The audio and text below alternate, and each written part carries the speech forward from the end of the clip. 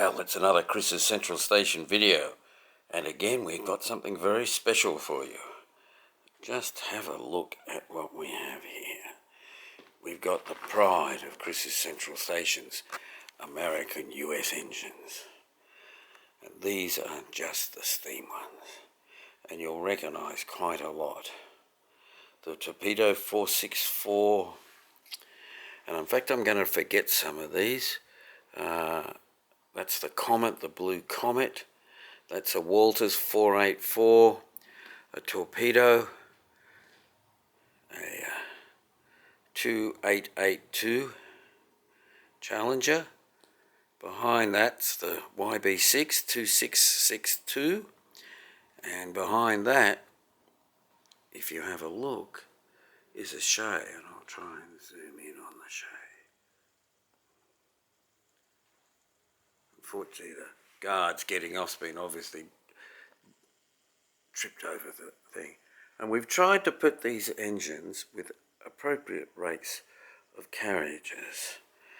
Now, unfortunately, some of them are only goods engines, so we've had to put some good stuff behind them. But if we come down here, you can see these New York. Now, for those who are non-American, and I may have this wrong, so Americans can correct me, in Australia and England and France, the goods van goes at the end. But in the US, it generally goes after the engine. And you can see all these three rakes, even the fantastic Millennium Gold from MTH, which I believe makes some people sick, but we won't worry about that. And if we get down to the end, they all have observation carriages, observation spaces at the back. And if you have a look there, come over the scenery there, you can see, so you can go down the back and see where you've been. Very nice idea. Over there, we've got some goods wagons. I think it's a lot of French cars, and given the time at the moment, perhaps they're all going back to France because of the tariffs. But look what's behind the cars, a Triplex. Now, we couldn't put the Triplex at the front of a train because, as you all know, a Triplex 28882 was a pusher engine. Only did about 10 to 15 miles per hour. If it pulled lots of carriages, it tended to break the couplings. Its traction power was pretty heavy. So we put that at the back, and we've given it a nice lot of heavy goods wagons, probably full of lead. So we need the Triplex to push that. Behind that, we can see a row of Pennsylvania cars, and I think they're called Madison, with the nice observation cars. Now, some of you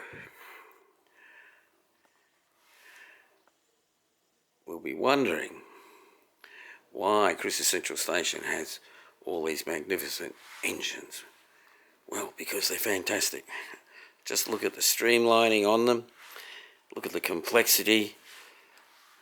And the big boy, which we don't have, actually used to have trains in the 40s that were 5 miles long. Pretty tough on the guard. If the driver misses a red signal, he only finds out 5 miles later.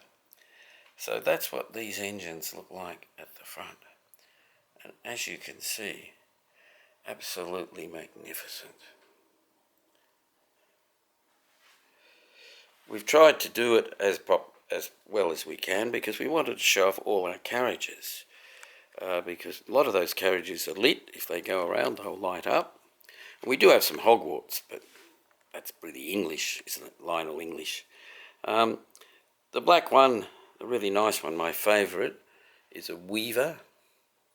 And that's got the gold trim on it, the Pennsylvania. That's right, that's what I was going to say before.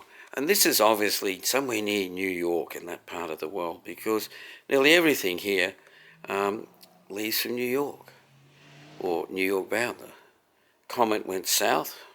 I'm not sure where the other one's New York Centrals, but so this is really somewhere on the East Coast, probably in New York, early in the morning, or when the trains are all lined up ready to go off to the stations or take their loads where they've got to go.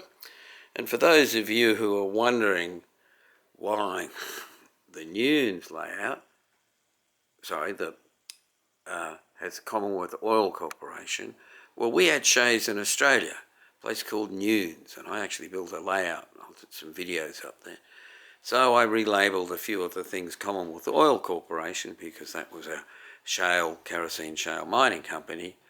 But, of course, the Shay has KD couplings, and I couldn't mesh them up with my Australian or my English stuff. So we'll just walk down again. Just come down nice and low. And I'll try and shoot down between the engines. You can see some of these beautiful views.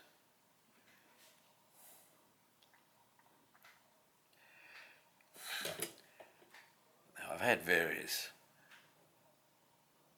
nasty comments about the gold carriages, but they were cheap. They look terrific. All the seats inside are gold, and if I can get some little food items, I'll paint that gold, and I'll call it the King Midas Express. So we'll just pan back. We'll just go down and just look at all these trains again. So this is my Americans. These will all be taking photos of them. The French cars, we know, are going back to the port because the tariffs are too high on them. And there's the Triplex ready to push that big heavy load out to somewhere Milwaukee, which I think is the Midwest, so probably a bit out of place. I tried to put cabooses on the back where I have a caboose, but I've only got, of course, you have to have a caboose behind the Triplex. If we go in there and have a close look, you can see the caboose in there. Anyway, this is just a video of my Lionel and MTH and Weaver US trains, because they all run on AC, and don't they just look great? The lights, in case you're wondering, are my usual Bing lights, but they look like yard lights anywhere in the world, I think. Anyway, I hope you enjoyed this magnificent display of engines. I'm having a great time just looking at it myself. I'll probably be the one that watches this video 200 times. Anyway, thanks very much for watching. Hope you enjoyed it. And send me any comments if I've given some of the descriptions wrong. My apologies to my American friends if I have.